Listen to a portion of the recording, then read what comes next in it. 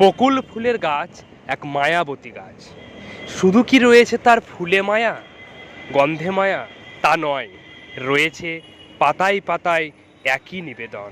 কারণ পথের পথিক এসে এই গাছের ছায়ায় একটু আশ্রয় নেয়, একটু শান্তি খুঁজে পায়, একটু স্নিগ্ধতা পায়।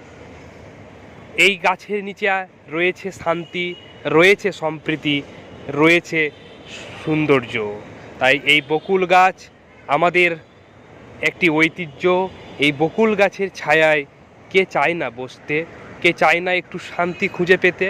তাই এই বকুল ফুলকে তারার সঙ্গে তুলনা করা হয়েছে। বকুল ফুল রাত্রে ফোটে, সকালে ঝরে ঝরে পড়ে টুপটাপ।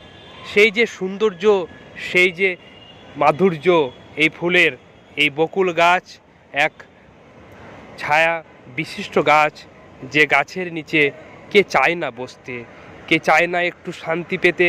তাই এই বকুল গাছ এখন একটি আমাদের কাছে ঐতিহ্য, এক অপরূপ সৌন্দর্য।